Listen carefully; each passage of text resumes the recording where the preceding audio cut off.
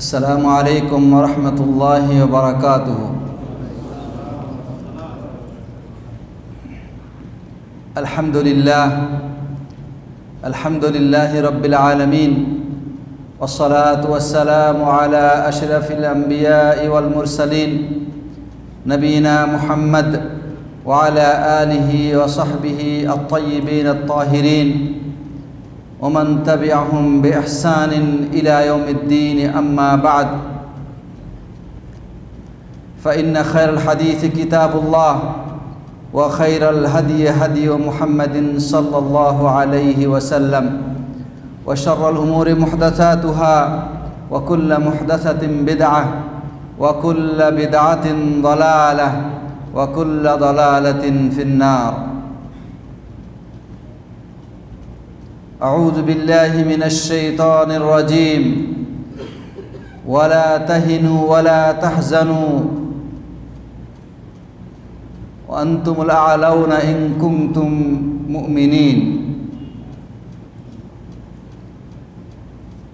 قال النبي صلى الله عليه وسلم: إن الله يحب معالي الأخلاق وأشرافها ويكره سفاسفها. প্রথমে আমরা প্রশংসা আদায় করছি সেই মহান রব্বুল আলামিনের, যিনি আজকে একটি গুরুত্বপূর্ণ বিষয়ে আলোচনা করা এবং শোনার জন্য তার এই পবিত্র ঘর জুমার মসজিদে একত্রিত হওয়ার তৌফিক দান করেছেন। এজন্য আমরা আল্লাহর কাছে শুকরিয়া জানাই, বলি আলহামদুলিল্লাহ। সম্মানিত উপস্থিতি, আপনারা জেনেছেন আজকের আলোচনার বিষয়বস্তু হচ্ছে উচ্চাকাঙ্ক্ষা। এখানে দুটো জিনিস আছে, একটা হচ্ছে আকাঙ্ক্ষা, একটা হচ্ছে উচ্চ। আকাঙ্ক্ষা, কামনা, বাসনা প্রত্যেক মানুষের মধ্যে আছে, কিন্তু সব মানুষের আকাঙ্ক্ষা, সব মানুষের কামনা কিন্তু একরকম না। আরেকটা কথা হলে, মানুষ যে যা কামনা করে সে কিন্তু তাই পায়। এজন্যে কামনা, আকাঙ্ক্ষা এটা সকল দিক থেকে উচ্চ হওয়া দরকার। ছোট একটা উদাহরণ, আপনার সামনে যদি উঁচু মানের খানা থাকে আর তার পাশে যদি নিম্নমানের খানা থাকে, 3-4 দিন আগের পান্তা ভাত, তো আপনি কোনটা খাবেন? নিঃসন্দেহে ভালো যেটা, উঁচু মানের খানা যেটা, সেটাই খাবেন। এটা নির্ভর করছে মানুষের মানসিকতার উপরে।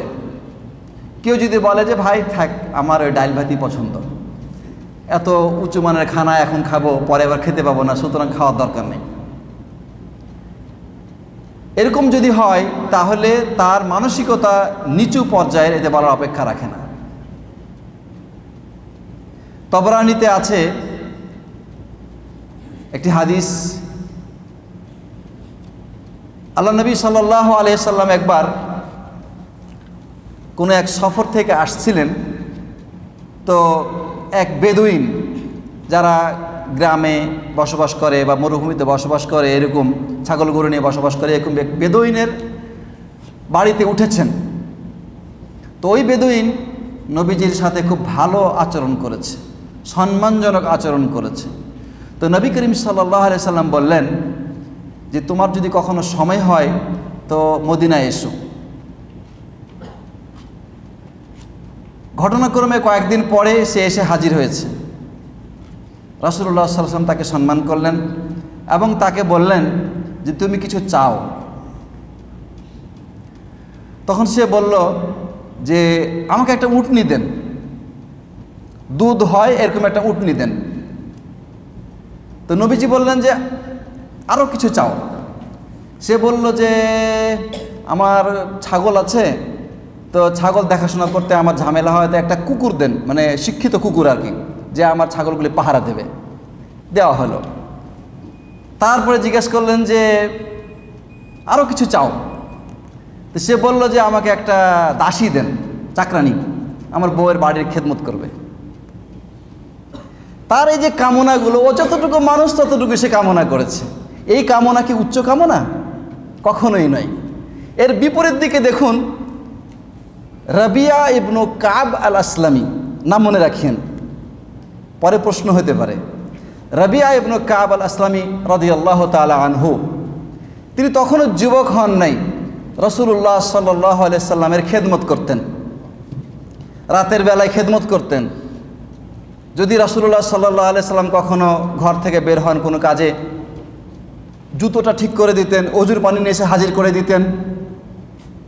একদিন রাসূলুল্লাহ সাল্লাল্লাহু আলাইহি সাল্লাম তাকে প্রশ্ন করলেন যে, রাবিয়া, তুমি কিছু চাও আমার কাছে? আল্লাহু আকবার। সাইয়্যিদুল মুরসালিন, যিনি এ দুনিয়ার বাদশাহ, আল্লাহর কাছে সবচেয়ে প্রিয়তম শ্রেষ্ঠতম ব্যক্তি, যার কোনো আবেদন আল্লাহ তাআলা প্রত্যাখ্যান করেন না, সেই ব্যক্তি তার সাহাবীকে বলছে, তুমি আমার কাছে কিছু চাও। তো রাবিয়া কি চাইবে? আমরা কি চাইতে পারি? আমাদের কামনা কি, আকাঙ্ক্ষাটা কি এখানে? আর রাবিয়ার আকাঙ্ক্ষা কি? রাবিয়া বলছে,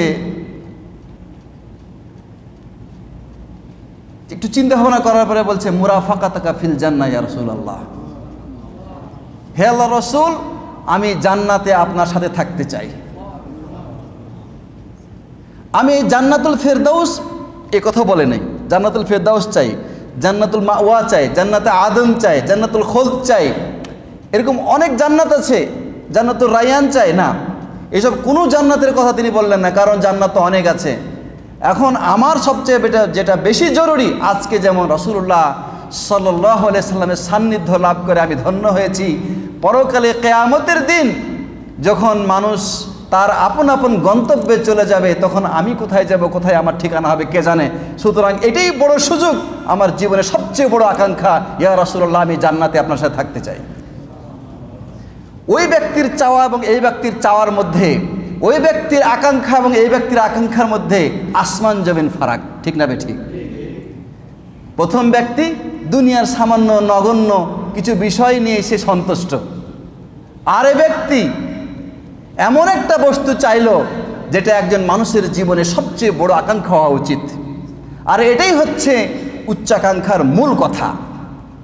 প্রাণপ্রিয় ভাইরা, এজন্যে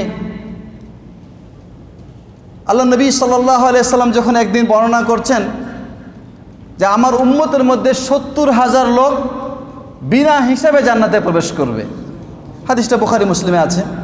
যারা কখনো ঝাড়ফুঁক করে না, লোহা গরম করে চিকিৎসা নেয় না, যারা সুলক্ষণ কুলক্ষণ নির্ধারণ করে না, মানে যাদের তাওহীদ সম্পূর্ণরূপে আল্লাহর প্রতি নিবন্ধ ছিল এবং যারা সার্বিকভাবে আল্লাহমুখী, এই সমস্ত এরকম লোক ৭০,০০০ লোক বিনা হিসাবে জান্নাতে প্রবেশ করবে। একজন মানুষের সর্বোচ্চ কামনা আকাঙ্ক্ষা হচ্ছে জান্নাত। এ কথা শোনার সাথে সাথে দেখেন জান্নাতের প্রতি কত আগ্রহী। ওকাশা ইবন মেহসান, ওকাশা ইবনে মেহসান রাদিয়াল্লাহু তাআলা আনহু দাঁড়িয়ে যে বললেন, ইয়া রাসূলুল্লাহ, আপনি আমার জন্য দোয়া করুন, আমি যেন ওই ৭০,০০০-এর মধ্যে শামিল হতে পারি। রাসূলুল্লাহ সাল্লাল্লাহু আলাইহি সাল্লাম এই যে নেক কাজের প্রতি শ্রেষ্ঠতম আকাঙ্ক্ষা প্রকাশ করা এবং আসল ঠিকানায় যাওয়ার জন্য যে আকাঙ্ক্ষা প্রকাশ করার ব্যাপারে অগ্রসর হওয়া, ফার্স্ট হয়ে যাওয়া, প্রতিযোগিতায় ফার্স্ট হয়ে যাওয়া, সাথে সাথে নবীজি পুরস্কার দিয়ে বললেন, ঠিক আছে, তুমি তাদের অন্তর্ভুক্ত। এটা শুনে আরেকজন লোক বলছে, ইয়া রাসূলুল্লাহ, আপনি আমার জন্য দোয়া করেন, আমিও যেন তাদের মধ্যে অন্তর্ভুক্ত হতে পারি।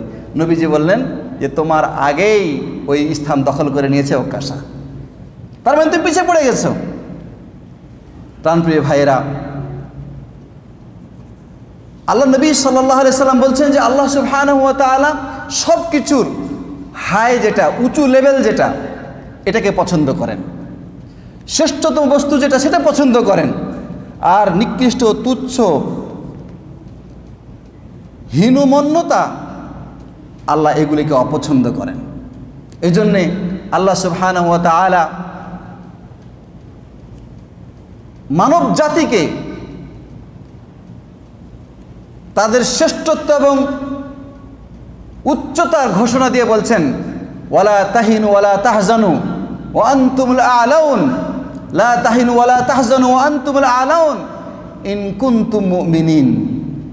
তোমরা দুশ্চিন্তা করো না, চিন্তিত হয়ো না, তোমরাই সর্বোচ্চ জাতি, সর্বোচ্চ জাতি। উচ্চতার মন্ত্র শিখাই দিচ্ছেন আল্লাহ সুবহানাহু ওয়া তাআলা, উচ্চতার গ্যারান্টি দিয়ে দিচ্ছে আল্লাহ তাআলা যে তুমি নিচু হয়ে থাকবে, কারো কারো দয়া এবং অনুগ্রহ নিয়ে থাকবে দরকার নাই। তুমি শ্রেষ্ঠ এবং উচ্চ, সকলের উপরে, সকলের সেরা তুমি। আল্লাহ সুবহানাহু ওয়া তাআলা এই গ্যারান্টি দিলেন, কিন্তু একটা শর্ত জুড়ে দিলেন। শর্তটা কি? ইন কুনতুম মুমিনিন। বলেন, ইন কুনতুম মুমিনিন, যদি তোমরা ঈমানদার হতে পারো। অর্থাৎ ঈমানদার যে ব্যক্তি ঈমানদার হতে পেরেছে সেই শ্রেষ্ঠ, সেই উচ্চ। তাহলে যার মধ্যে উচ্চ হওয়ার আকাঙ্ক্ষা আছে সে কি হবে? ঈমানদার হবে। সে কি হবে? ঈমানদার হবে।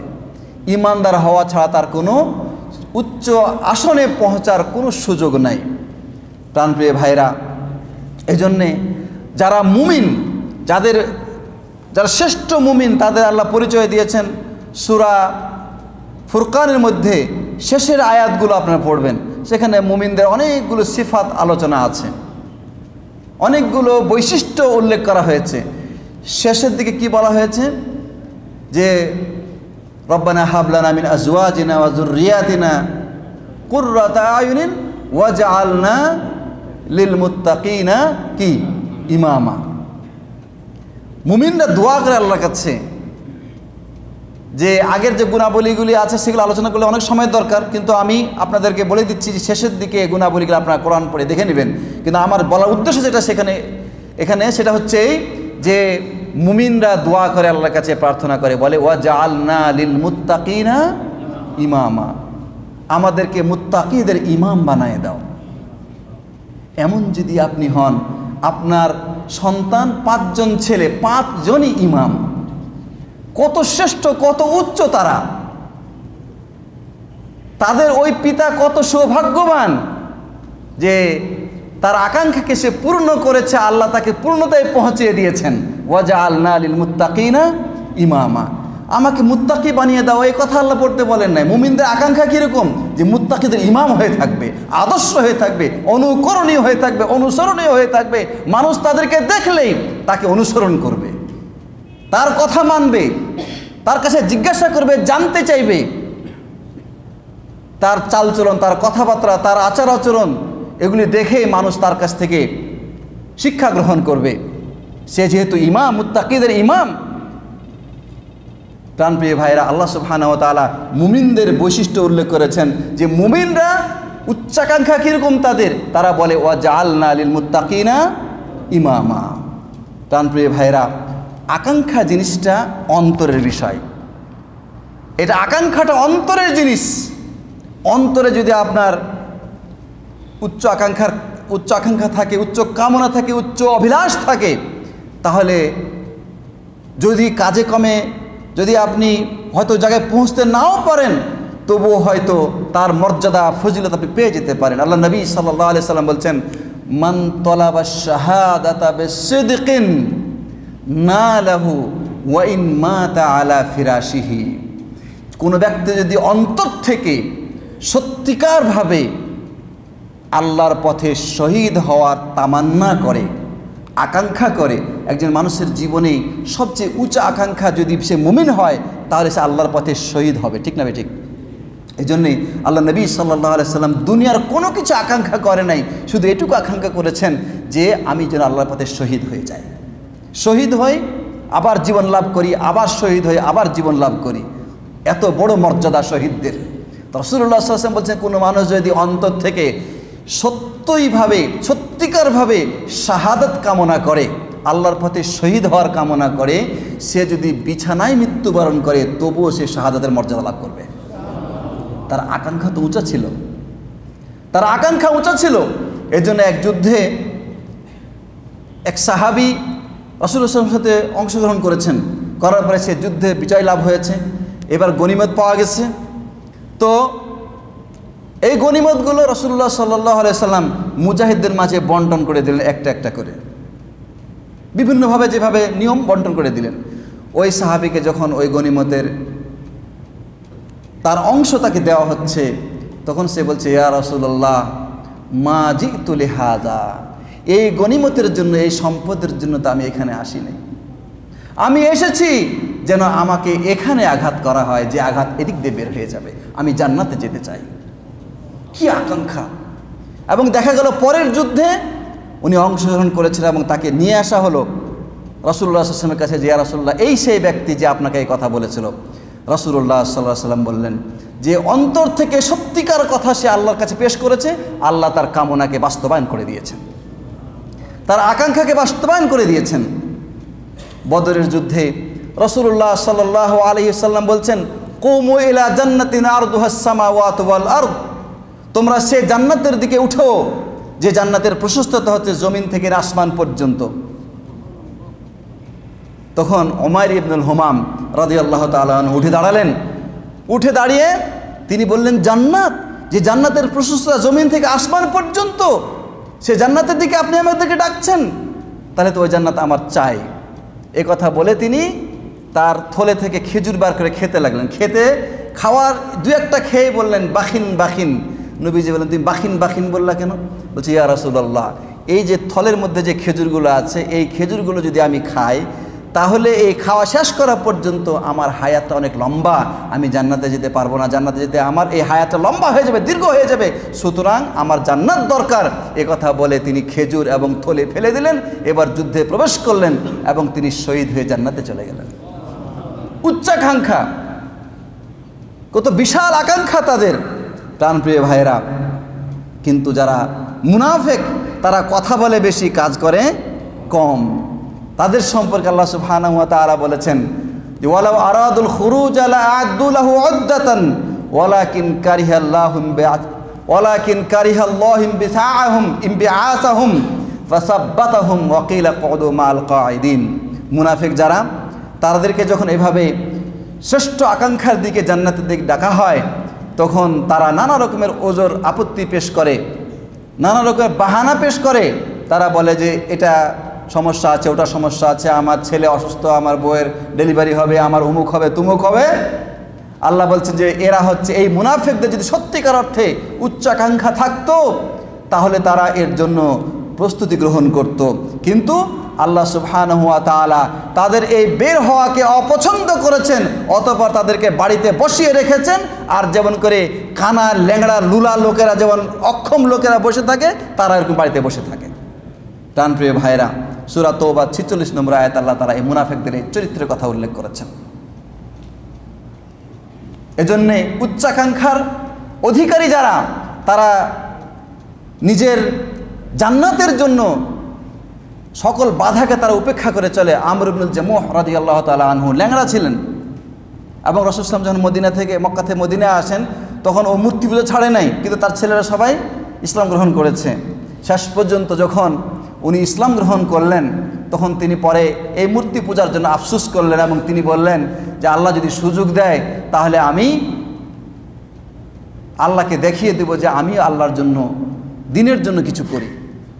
উহুদের প্রান্তরে আসলো, তিনি উহুদের যুদ্ধে যাওয়ার জন্য আবেদন করলেন। ছেলেরা বলল যে না, আপনি তো ল্যাংড়া মানুষ, আপনার তো এই যুদ্ধে যাওয়ার অনুমতি নাই। তিনি বললেন যে তোমরা কি চাও না যে আমি এই ল্যাংড়া পা নিয়ে আমি জান্নাতের মাঝে বিচরণ করি? তার আগ্রহ, তিনি ওই যুদ্ধে অংশগ্রহণ করলেন, তিনি শহীদ হয়ে গেলেন। কিন্তু তার আকাঙ্ক্ষা কী ছিল? জান্নাতে যেতে পারি, আমি যে আল্লাহর পথে শহীদ হতে পারি।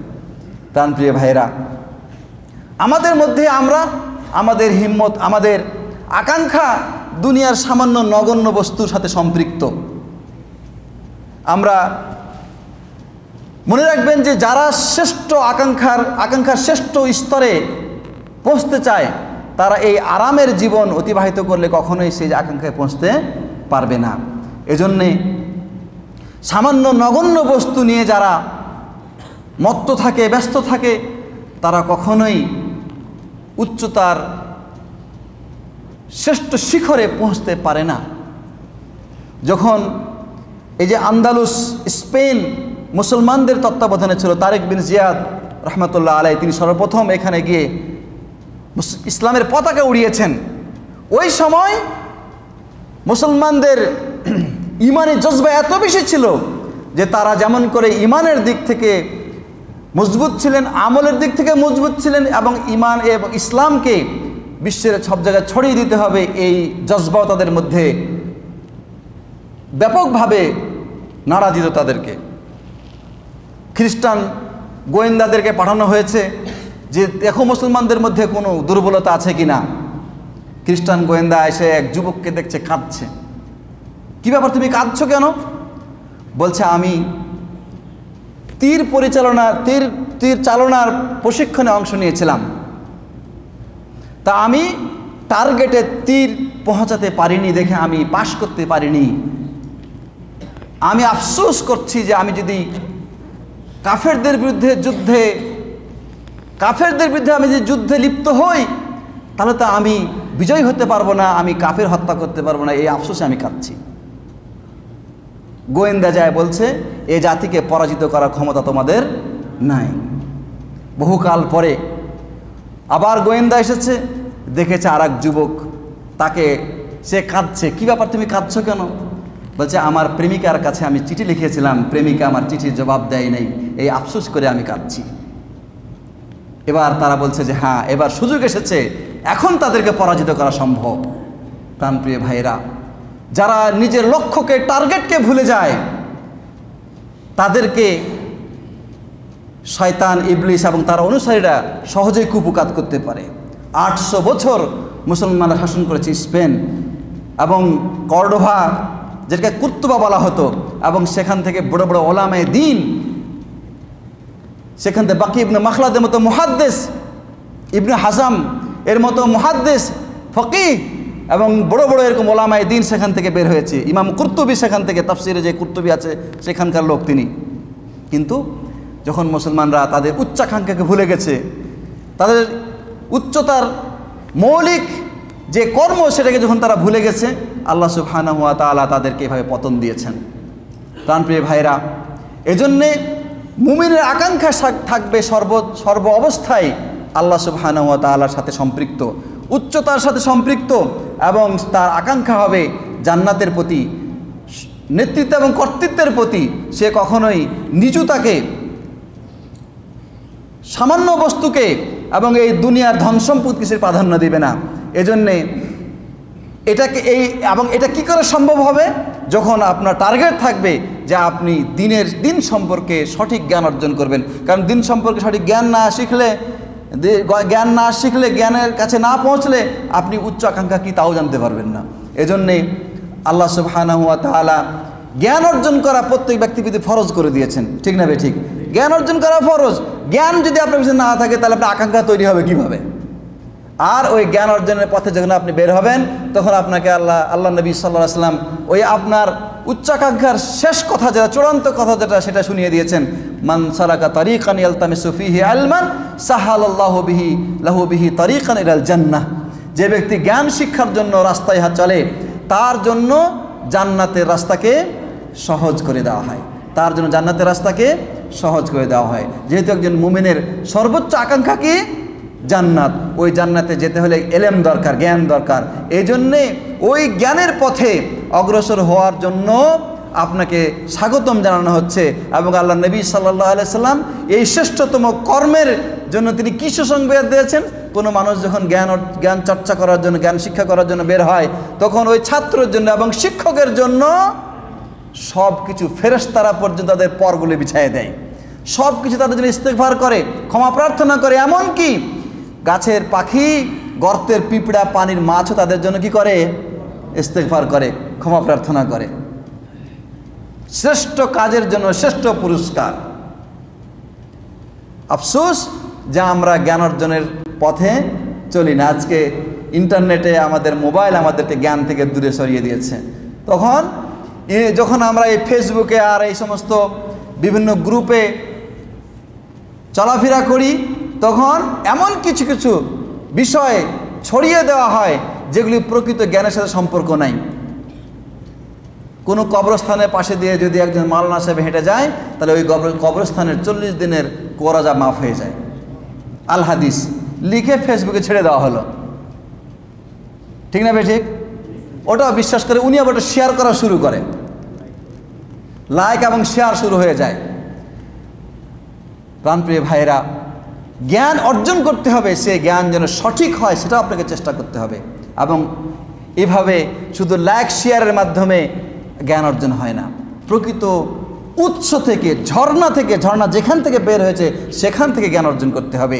জ্ঞান, ইলমে এলেম, এটা হচ্ছে নবীর কি মিরাস, নবীর মিরাস। ইন্নাল আম্বিয়া লাম ইয়ারিসু দিনারান ওয়ালা দিরহামান, নবী রাসূলগণ দিনার দিরহাম মিরাস হিসেবে রেখে যান নাই।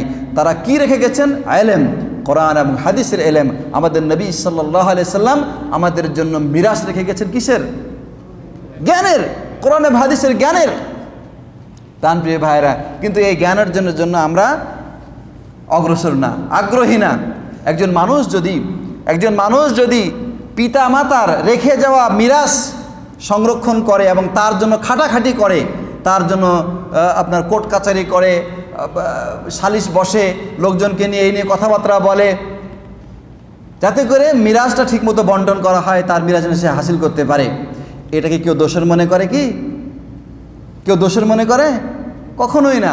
কিন্তু তালেবে এলেমকে যদি একজন মানুষকে কোরআন শিক্ষার জন্য, কোরআনের হাফেজ বানানোর জন্য, অথবা কোরআন শিক্ষার জন্য কোনো ছাত্রকে পাঠানো হয়, তখন এটাকে ঠাট্টা মস্কারি করা হয়।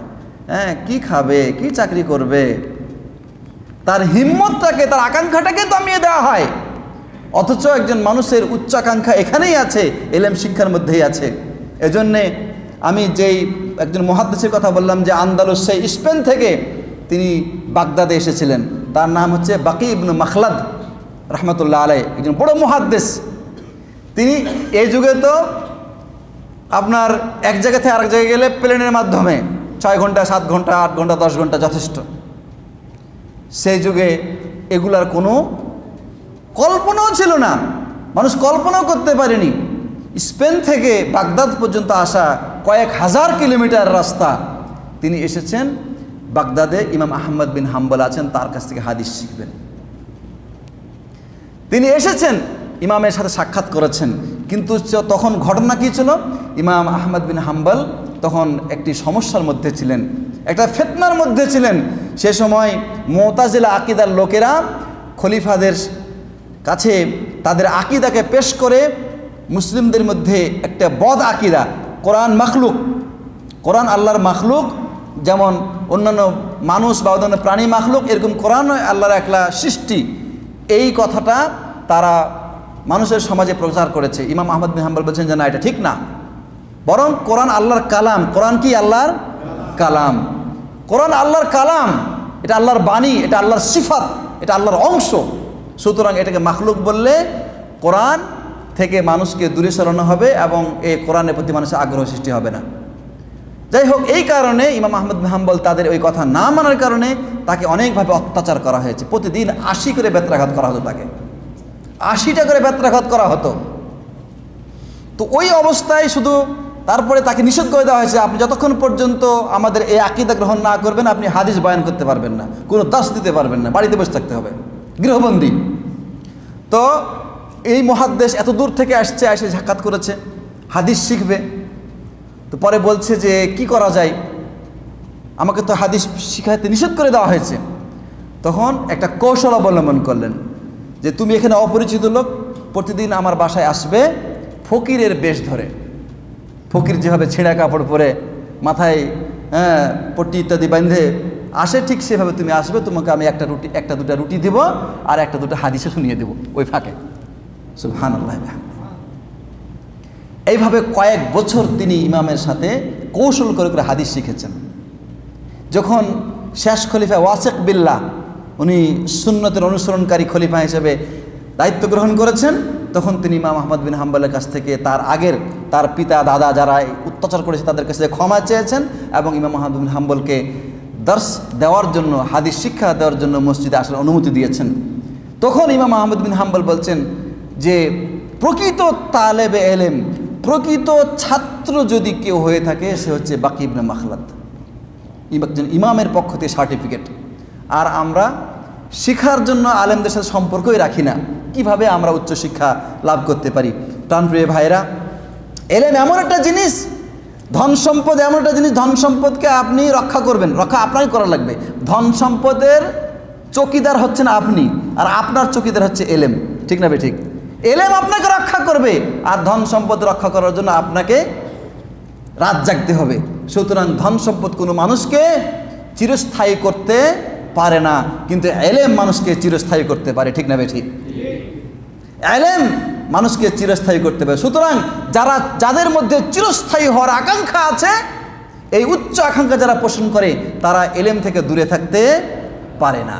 ইমাম শাফি রহমতুল্লাহ আলাই, ইমাম আহমদ বিন হাম্বল, ইমাম আবু হানিফা, ইমাম মালিক, তারা কিসের কারণে আজকে চিরঞ্জীব হয়ে আছেন? আবু হুরায়রার নাম এত হাদিসের কিতাবে কেন আছে? তারা এলেম শিক্ষা করেছেন, তারা এলেমকে সবচেয়ে বেশি প্রাধান্য দিয়েছেন। আবু হুরায়রা তো খাইতে পাইতেন না, কিন্তু রাসূল সাল্লাল্লাহু আলাইহি ওয়াসাল্লামের কাছে পড়ে থাকতেন মসজিদের মধ্যে শুধু এলেম শেখার জন্য, আর কিছু না। জনক মুহাদ্দিস বলছেন যে হারিসা নামক এক ধরনের খানা আমার খুব পছন্দ, কিন্তু 2টি বছর পার হয়ে গেল আমি এটা খাওয়া একদিনও সুযোগ পাইনি খেতে, এই কারণে যে আমি হাদিসের দর্শ থেকে উঠে গেলে আমি যদি ওই খানা খেতে যাই তাহলে আমি হাদিস দর্শ থেকে বঞ্চিত হব। এই জন্য প্রাণপ্রিয় ভাইরা, আমরা এই দুনিয়ার চাকচিক্য, দুনিয়ার ধন সম্পদ, খাবার আয়োজন, এইসব নিয়ে বেশি মত্ত থাকি, ব্যস্ত থাকি, কিন্তু এলেম শিক্ষার জন্য আমাদের মধ্যে ওই আগ্রহ নেই। আমি বলি না যে আপনি দুনিয়ার এই সমস্ত বিষয় আপনি অর্জন করবেন না, যেটা বৈধ সেটা আপনি করবেন, কিন্তু আপনাকে খেয়াল রাখতে হবে যে দ্বীনি এলেম শিক্ষার মধ্যে যদি শিক্ষার জন্য যদি আপনার মধ্যে ওই যোগ্যতা থাকে, তাহলে আপনি ওই যোগ্যতায় কাজে লাগাবেন। দেখবেন আপনি উচ্চ শিখরে পৌঁছে গেছেন। সবচেয়ে বড় উদাহরণ ডাক্তার জাকির নায়েক, ঠিক না বে ঠিক? ডাক্তার মানুষ, উনি যখন দেখলেন যে ডাক্তারি জীবনে বা ডাক্তারি ক্ষেত্রে আমি সফল হয়েছি, তার ওই মেধাটাকে তিনি অন্যদিকে নিয়ে গেলেন। দেখি আমি দিন শিখতে পারি কিনা, দেখি আমি দিনের জ্ঞান অর্জন করতে পারি কিনা, দেখি আমি এই দিনের পথে মানুষকে আহ্বান করতে পারি কিনা। তার মধ্যে ওই উচ্চাকাঙ্ক্ষা তার অন্তরকে নাড়া দিল, তিনি পথে নামলেন এবং তিনি সফল হয়ে গেলেন, ঠিক না বে ঠিক? কি করে সম্ভব একজন ডাক্তারের এত দূর অগ্রসর হওয়া? শুধুমাত্র তার অন্তরের দৃঢ়তা এবং আকাঙ্ক্ষার উচ্চতা তাকে অত দূর নিয়ে গেছে। আল্লামা নাসিরউদ্দিন আলবানী এমন কোনো মুহাদ্দিস নাই এই যুগে সুন্নি জামাতের অন্তর্ভুক্ত যারা আহলে সুন্নাত ওয়াল জামাত, তারা আলবানীর নাম মুখে উচ্চারণ করে না। কোনো একটা হাদিস যদি বলা হয় যে আলবানী সহি বলেছেন, অন্তরটা প্রশান্তি হয়ে যায়, হ্যাঁ ঠিক আছে। কিন্তু উনি একজন ছিলেন ঘড়ির মেকার। এই যে আপনারা ঘড়ির এখানে দেখবেন যে এখানে একজন আতর বেচতেছে একজন লোক, হ্যাঁ, ওখানে একজন লোক আপনার বেচতেছে, তরিতরকারি বেচতেছে। তরিতরকারি বিক্রেতার একটা ঘটনা আছে আগের যুগের। আমি আগে ইমাম আলবানীর কথাটা বলে নিই যে উনি ঘড়ির মেকারি করতেন এরকম মসজিদের বাহিরে, আর মসজিদের মধ্যে দর্শ হইতো, মসজিদের মধ্যে দর্শ হইতো। এই তিনি দর্শ শুনতেন, ঘড়ির মেকারিওগিরি করতেন। করতে করতে দর্শের প্রতি তার আগ্রহ সৃষ্টি হয়, দুর্বলতা সৃষ্টি হয়, অতঃপর তিনি ধীরে ধীরে আকৃষ্ট হয়ে পড়েন এলেম অর্জন করার প্রতি, এবং সেই এলেম অর্জন করতে গিয়ে এমন এক পর্যায়ে তিনি পৌঁছেছেন যে অসংখ্য অগণিত কিতাব তিনি লিখে গেছেন। এবং যে কথা একটু আগে বললাম যে যারা আহলে সুন্নাত ওয়াল জামাতের অনুসারী, মুহাদ্দিস, উলামায়ে দ্বীন, ফকিহ, তারা এই আলবানীর হাদিসের খেদমত থেকে তারা সবাই আপ্লুত এবং তারা সবাই উপকৃত হচ্ছেন। এমনকি শেখ বিন বাজ রহমতুল্লাহ আলাইহির দর্শ পর্যন্ত বলা হতো যে এই হাদিসটা সহিহ অথবা হাসান, এটা আলবানী সাহেব বলেছেন। প্রাণপ্রিয় ভাইয়েরা, যদি একজন উনি ঘড়ির মেকার হয়ে যদি এত বড় মুহাদ্দিস হতে পারেন, তা আপনি কেন পারবেন না? আরেকজন লোক পূর্ব জামানায় এরকম ছিল যে উনি সবজি বিক্রি করত। সবজি বিক্রি করতে করতে হাদিসের দর্শ শুনতে তার কাছে ভালো লাগলো এবং তিনি হাদিস শুনতে লাগলেন, এবং শেষ পর্যন্ত তার নাম হয়ে গেল বাক্কাল। বাক্কাল মানে সবজি বিক্রেতা আর কি, কিন্তু মুহাদ্দিস, অথচ তার নাম হাদিসের কিতাবে এসছে, লেখা আছে শেষে বাক্কাল। আরেকজন খুঁজে দেখবেন সাম্মান মানে ঘি বিক্রেতা। ঘি বেচার কাজ করতো, জাইয়াত মানে তেল বিক্রেতা। এরা এই তেলের কারবার ছিল, কিন্তু এই কারবারগুলো তাদেরকে উচ্চ আকাঙ্ক্ষা পৌঁছতে বাধা দেয় নাই। তারা এলেম অর্জন করেছে, তাদের প্রফেশন ঠিক রেখেছে এবং এলেমের উচ্চতায়ও তারা পৌঁছে গেছে। প্রাণপ্রিয় ভাইরা, ইমাম শাফি রহমতুল্লাহ আলাই 7 বছর বয়সে কোরআন মুখস্থ করেছেন। ইমাম বুখারী রহমতুল্লাহ আলাই 6 বছর বয়সে কোরআন মুখস্থ করেছেন। আমাদের সমাজের 6 বছর 7 বছরের পোলাপান তারা টয়লেটই করতে জানে না ঠিক মতো, ঠিক না ঠিক?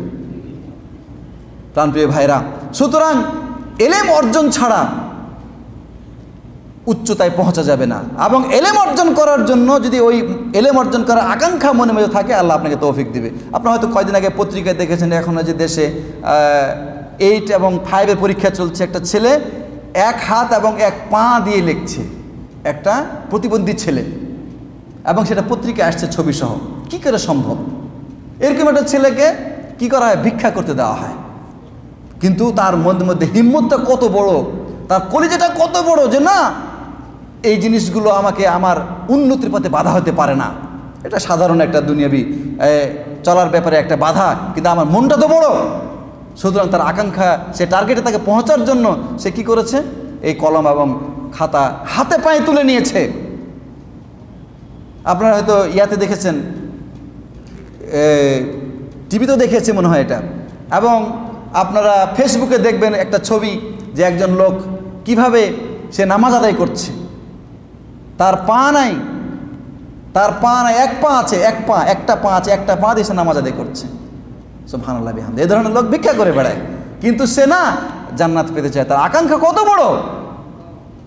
অথচ আমাদের মধ্যে এমন কত লোক আছে যে যারা কত সুন্দর পাওয়ালা, কত সুন্দর হাতওয়ালা, না উজু করে না তারা নামাজে আসে, ঠিক না ঠিক? তারা কত নিকৃষ্ট মন মানসিকতার লোক।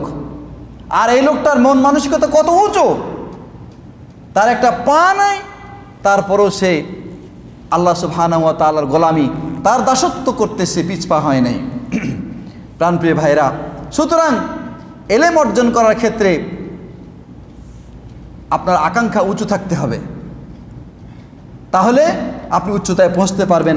আর এই উচ্চতায় পৌঁছতে পারলে এলেম আপনাকে আপনার আমলের দিকে নিয়ে যাবে, যে আমল সম্পর্কে আল্লাহ সুবহানাহু ওয়া তাআলা কোরআনে কারিমে বলছেন, ওয়াসারিউ ইলা মাগফিরাতিম মির রাব্বিকুম ওয়া জান্নাতিন আরদুহাস সামাওয়াতু ওয়াল আরদু উইদ্দাত লিল মুত্তাকিন। তোমরা দ্রুত অগ্রসর হও ওই আমলের দিকে যে আমলে রয়েছে তোমাদের রবের পক্ষ থেকে মাগফিরাত, এবং যে আমল করলে তার বিনিময়ে রয়েছে জান্নাত, যে জান্নাতের প্রশস্ততা হচ্ছে জমিন থেকে আসমান পর্যন্ত এত দূর। আল্লাহ বলছেন উইদ্দাত লিল মুত্তাকিন, এই জান্নাত তৈরি করা হয়েছে মুত্তাকিদের জন্য, নিচু মানের লোকদের জন্য নয়, যারা ঘরে বসে থাকে এবং বিভিন্ন রকমের আশা আকাঙ্ক্ষা পেশ করে যে আমি এটা করব, ওটা করব, আমি জান্নাতে যাব, এই ধরনের লোকদের জন্য নয়। আল্লাহ বলছেন উইদ্দাত লিল মুত্তাকিন, মুত্তাকিদের জন্য, যারা আল্লাহকে ভয় করেছে তাদের জন্য আল্লাহ তাআলা তৈরি করেছেন। আল্লাহ অন্য জায়গায় বলছেন সূরা হাদিদে, এটা সূরা আলে ইমরান 133 নম্বর আয়াত, সূরা হাদিদে আল্লাহ 21 নম্বর আয়াতে বলছেন, সাবিকু ইলা মাগফিরাতিম মির রাব্বিকুম ওয়া জান্নাতিন আরদুহাস সামাওয়াতু ওয়াল আরদু। তোমরা প্রতিযোগিতা করো, কি করো? প্রতিযোগিতা করো। কি করো বলছেন আল্লাহ? প্রতিযোগিতা করো। ইলা মাগফিরাতিন মির রাব্বিকুম, তোমাদের রবের মাগফিরাত কিসে আছে ওই কাজ হাসিল করার জন্য, ওই কাজ করার জন্য প্রতিযোগিতা করো। এই যে সারে জাবাল, আল জাবাল স্ট্রিট আছে, এই সিগন্যাল পার হওয়ার পরে ওই সিগন্যালের আগে এই মাঝখানে যে জায়গাটুকু, সকালবেলায় আমি যখন এদিকে আসি তখন দেখি অসংখ্য লোক দাঁড়ায় রয়েছে ওখানে, অনেক লোক দাঁড়িয়ে থাকে। একটা গাড়ি যখন আসে তখন প্রতিযোগিতা শুরু হয়, কে আগে ওই গাড়ির ড্রাইভারের দরজা পর্যন্ত পৌঁছতে পারবে, ঠিক না ঠিক? কিসের প্রতিযোগিতা? মাগফিরাত পাওয়ার প্রতিযোগিতা, জান্নাত পাওয়ার প্রতিযোগিতা, দুনিয়া হাসিলের প্রতিযোগিতা, দুনিয়া পাওয়ার প্রতিযোগিতা। কিন্তু আজান হইল বা আজান হচ্ছে এমন সময় কার আগে কে মসজিদে ঢুকতে পারে, এমন প্রতিযোগিতা কখনো দেখেছেন কোথাও আপনি?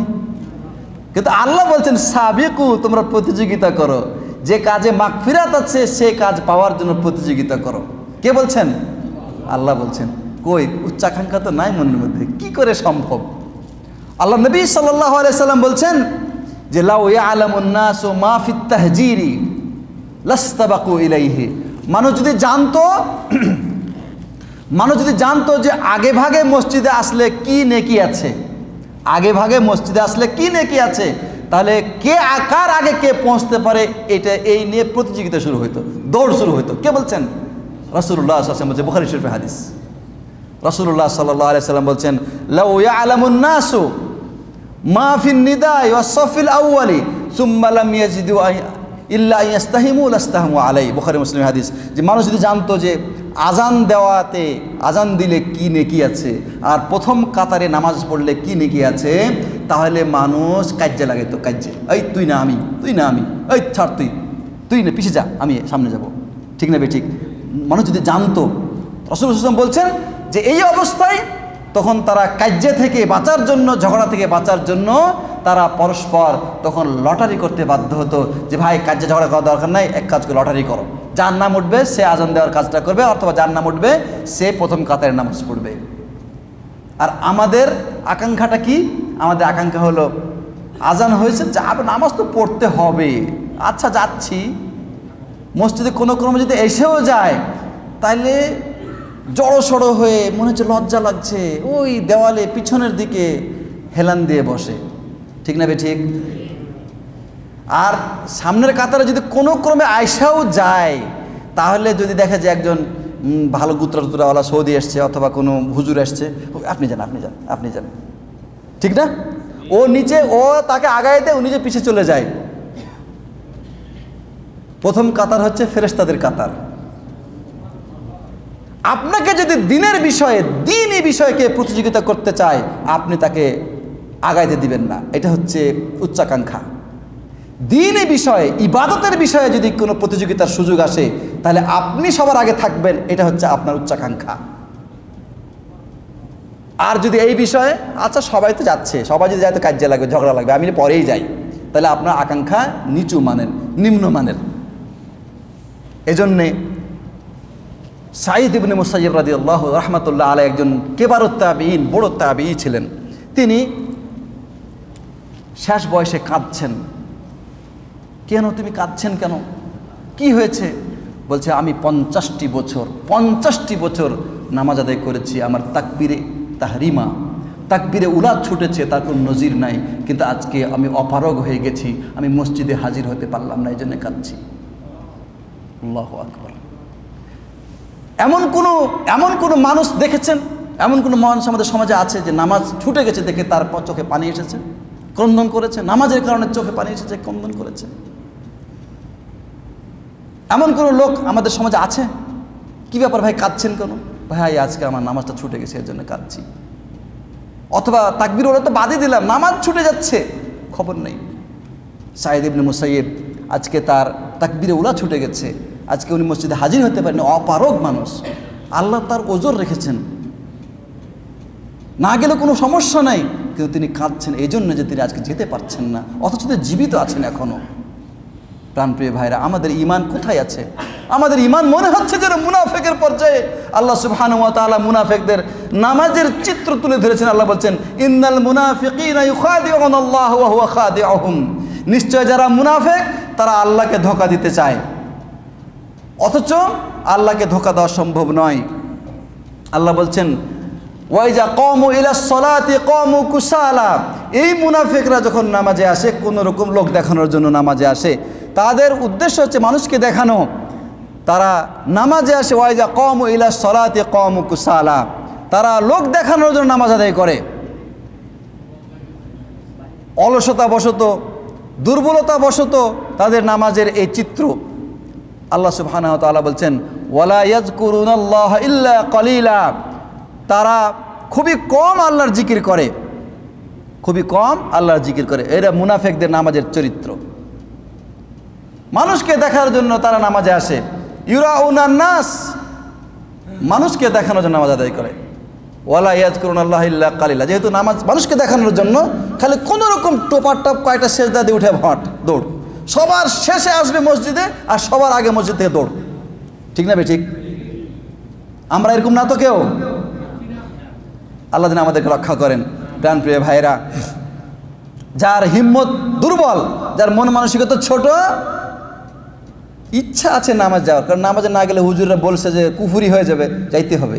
কিন্তু এই লোকটার উচ্চাকাঙ্ক্ষা, ইবাদতের ব্যাপারে উচ্চাকাঙ্ক্ষা না থাকার কারণে, তার ইবাদত ছুটে যায় এবং মাঝে মধ্যে শয়তান তার চোখে মুখে পেশাবও করে দেয়। ঠিক না বে ঠিক? ফজরের আজান হয়েছে,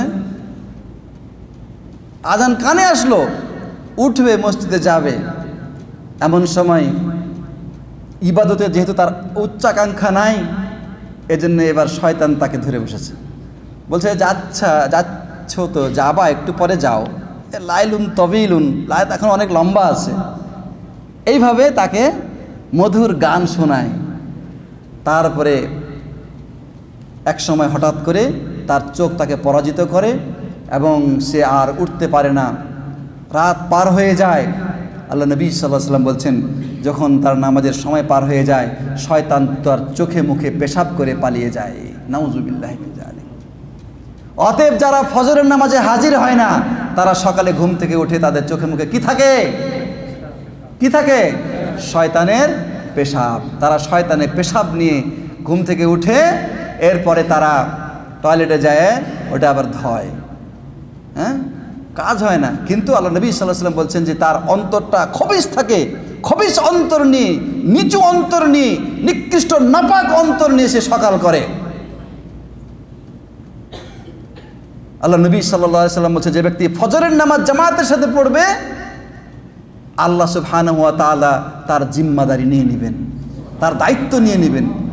যার মধ্যে উচ্চাকাঙ্ক্ষা আছে আল্লাহর জিম্মাদারিতে নিজেকে সঁপে দেওয়া, সে কি ফজর কাজা করতে পারে? কখনোই না। প্রাণপ্রিয় ভাইরা, সুতরাং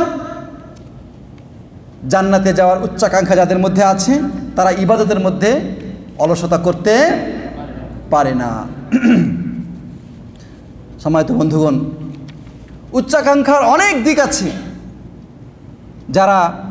যাদের মধ্যে জান্নাতে যাওয়ার আকাঙ্ক্ষা আছে, তারা যেমন ইবাদতের মধ্যে তারা যেমন অগ্রসর, তারা দান খায়রাতের ব্যাপারেও কি অগ্রসর। আল্লাহ নবী সাল্লাল্লাহু আলাইহি সাল্লাম বলছেন, সাবাকা দিরহামুন মিআতা আলফ দিরহাম।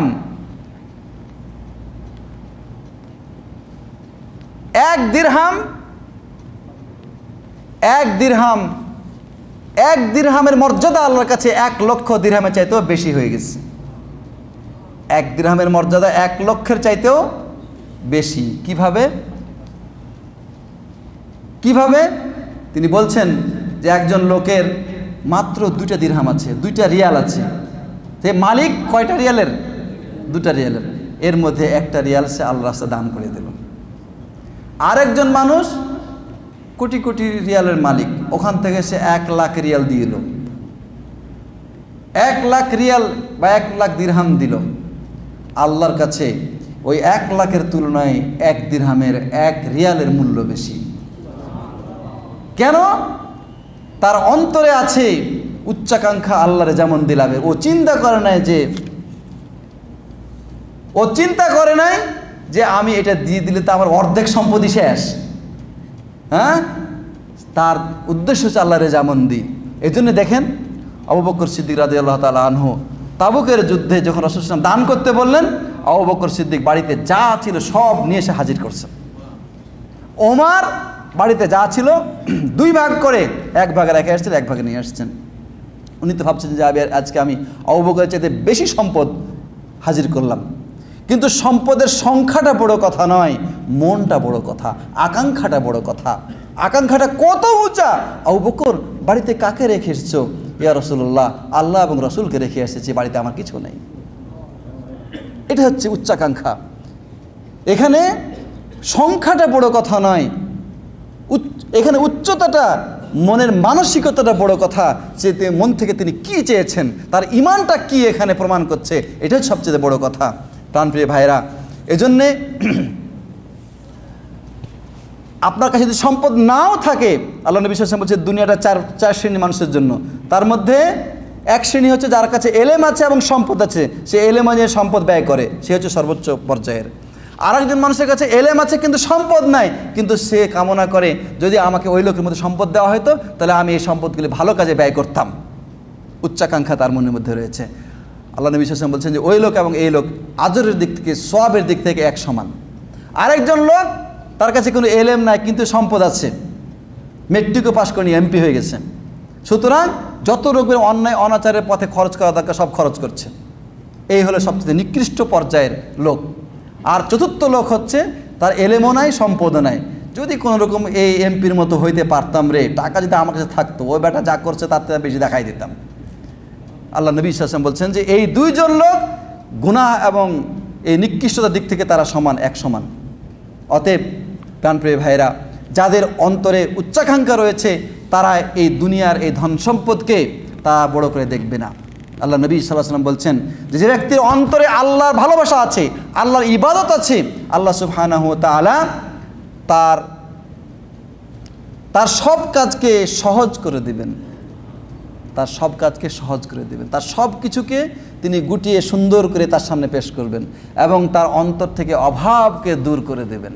আর যে ব্যক্তির অন্তরে শুধু দুনিয়ার আকর্ষণ, দুনিয়ার মোহ, দুনিয়ার লোভ, আল্লাহ তার সব কিছুকে বিচ্ছিন্ন করে দেবেন, বিক্ষিপ্ত করে দিবেন এবং তার সামনে শুধু অভাবই অভাব সে চোখে দেখবে। হাত দুটোকে কাজ দিয়ে ভরে দিবেন, কাজ শেষ হবে না, অভাবও দূর হবে না, অথচ তার সম্পদ অনেক আছে। এই ব্যক্তির মধ্যে উচ্চাকাঙ্ক্ষা না থাকার কারণে তার এই অবস্থা। এজন্যে প্রাণপ্রিয় ভাইয়েরা, সর্বক্ষেত্রে উচ্চ আকাঙ্ক্ষা রাখতে হবে। কেউ আপনার প্রতি অত্যাচার করেছে, ক্ষমা করে দেন, এটা উচ্চাকাঙ্ক্ষার পরিচয়। আল্লাহ নবী সাল্লাল্লাহু আলাইহি ওয়াসাল্লাম এর প্রতি কত অত্যাচার করেছে তায়েফের লোকেরা, কত অত্যাচার করেছে মক্কার লোকেরা, তিনি কি করেছেন? প্রতিশোধ নিয়েছেন, কি ক্ষমা করে দিয়েছেন।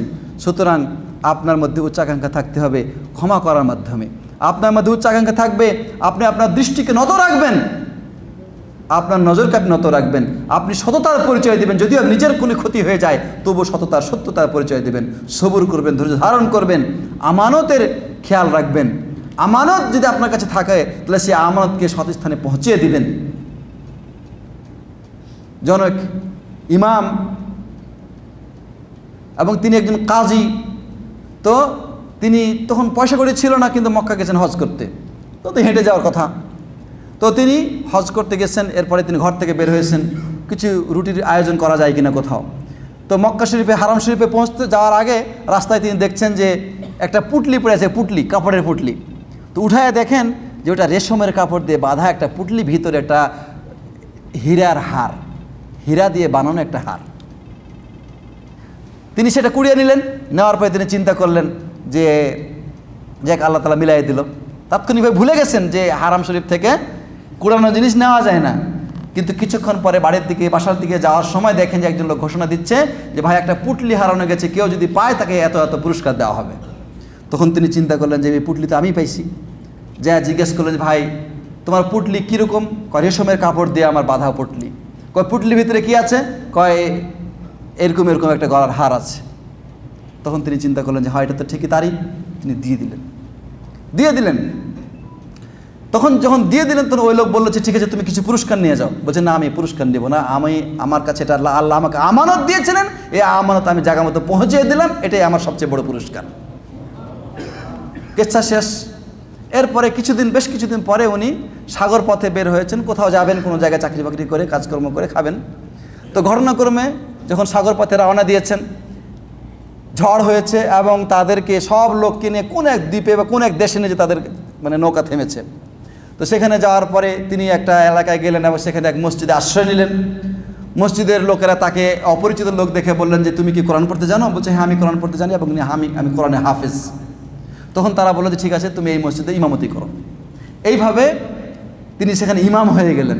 তিনি ভাবলেন যে আমার তো একটা চাকরির দরকার ছিল, আমি পাইলাম, যদি আমাকেও খাবারের আয়োজন করে দেয় এটি আমার জন্য যথেষ্ট। এবার কিছুদিন পরে ছোট বাচ্চাদেরকে পড়তে দেওয়া হলো, বড়রাও তার কাছে পড়ে এবং তার আচার আচরণ ব্যবহার দেখে সবাই মুগ্ধ। কিছুদিন পরে এলাকার লোকেরা বলল যে আপনি এখানে থেকে যান, আপনাকে আমরা বিয়ের ব্যবস্থা করে দেই। ঠিক আছে। এবার বিবাহ হয়ে গেল। বাসর রাতে যখন তিনি স্ত্রীর ঘরে গেছেন, যা দেখে তার স্ত্রীর গলায় ওই হীরার হার। হারের দিকে তিনি আশ্চর্য হয়ে তাকিয়ে আছেন, খুব আশ্চর্য হয়ে তাকিয়ে আছেন এবং চোখের পানি ফেলছেন। তাকিয়ে রাত কাটিয়ে দিলেন। মহিলা তো আশ্চর্য, কি মানুষ। পরে যখন অভিযোগ করলো সকালে যে এই লোক আমার গলার হারের দিকে তাকিয়ে রাত কাটিয়ে দিয়েছে, তখন তাকে প্রশ্ন করা হলো যে কি ব্যাপার। তখন তিনি কাহিনী বললেন যে এই হার তো সেই হার যেটা আমি মক্কায় কুড়িয়ে পেয়েছিলাম। তখন ওরা সব ঘটনা ওদের কাছে পরিষ্কার হয়ে গেল। তারা বলল যে তাহলে কি সেই লোক তুমি? তোমার জন্য তোমার শ্বশুর সারা জীবন শুধু দোয়াই করেছে যাতে করে তোমাকে আল্লাহ মিলিয়ে দেয় এবং তোমাকে যে তার মেয়ের সাথে বিয়ে দিতে পারে। তিনি এই মসজিদের ইমাম ছিলেন এবং কিছুদিন আগে তিনি মারা গেছেন, তুমি এখানে আসার আগে তিনি মারা গেছেন। এটা তার কামনা ছিল এবং দোয়া ছিল, সেই দোয়া আল্লাহ তার কবুল করেছেন, কিন্তু তার মৃত্যুর পরে কবুল হয়েছে। আমানত, সুবহানাল্লাহি ওয়া বিহামদিহি। প্রাণপ্রিয় ভাইরা, সুতরাং যাদের মধ্যে উচ্চাকাঙ্ক্ষা আছে তারা আমানতকে রক্ষা করবে, আল্লাহ সুবহানাহু ওয়া তাআলা তাদেরকে প্রতিদান দিবেন। অতএব উচ্চাকাঙ্ক্ষায় পৌঁছার জন্য চেষ্টা করতে হবে, আমল করতে হবে, আল্লাহর কাছে দোয়া করতে হবে, সালাফে সালেহিনের ইতিহাস পড়তে হবে, তারপরে ভালো লোকদের সাথে চলাফেরা করতে হবে। যারা মন্দ মানুষ, যারা নিচু পর্যায়ের মানুষ বলবো। সেদিন আমি ক্যাম্প 14 গেছিলাম না, তামিমে খোনাইনিতে আমাদের ফাইসাল ভাই আছে, আমাকে বলছে যে এই রুমের মধ্যে প্রচুর লোক, এখানে 200-এর মতো লোক আছে, নামাজ পড়তে আসে না, ঘরের মধ্যে তারা কী খেলে, ক্যারাম খেলে আর লুডো খেলে। লুডো কয় মহিলাদের খেলা, লুডো খেলে। আর এই লুডো খেলতে যে যদি সে হেরে যায় তাহলে সে চোখের পানি ফেলে কান্দে। নাউজুবিল্লাহি মিন যালিক। কত নিম্ন পর্যায়ের মানুষ, কত ঘাটিয়া দরজার মানুষ যে এই ধরনের সামান্য একটা খেলাধুলার কারণে সেইভাবে ক্রন্দন করতে পারে। এই জাতিকে আল্লাহ তাআলা কীভাবে সম্মান দান করবেন, কীভাবে আল্লাহ তাদেরকে উচ্চতায় পৌঁছাবেন, কীভাবে তাদের টার্গেটকে আল্লাহ তাআলা পুরা করে দেবেন। যারা কিনা এই ধরনের খেলাধুলা, নাটক দেখে, সিনেমা দেখে যারা কাঁদে, চোখের পানি ফেলে, কোরআন শুনে যাদের চোখ দিয়ে পানি আসে না, কোরআনের দেখে তাদের অন্তর প্রকম্পিত হয় না, তাদের শরীরের চামড়া লোম পশম খাড়া হয় না, এই সমস্ত লোকদেরকে আল্লাহ তাআলা দয়া করবেন কিভাবে? এরা উচ্চ আকাঙ্ক্ষায় পৌঁছতে পারবে কিভাবে? তারা টার্গেটে পৌঁছতে পারবে কিভাবে? প্রাণপ্রিয় ভাইয়েরা, অতএব ভালো লোকদের সাথে চলাফেরা করতে হবে, উচ্চ আকাঙ্ক্ষা মনে মনে সার্বক্ষণিক পোষণ করতে হবে। আর আজে বাজে কাজ, অন্যায় অনাচার যেগুলি আপনাকে টার্গেট থেকে দূরে সরাবে, তা থেকে দূরে থাকার চেষ্টা করতে হবে। যাই হোক, আলোচনা এ পর্যন্ত আমি শেষ করছি। আল্লাহ সুবহানাহু ওয়া তাআলা যেন আমাদের সবচেয়ে বড় টার্গেট জান্নাতে অধিবাসী করেন। আর জান্নাতে যাওয়ার জন্য যে সমস্ত পথ এবং পন্থা রয়েছে, যে সমস্ত ছোট নিম্ন পর্যায়ের কাজ রয়েছে, সেগুলিতে যেন আল্লাহ রাব্বুল আলামিন আমাদেরকে রক্ষা করেন।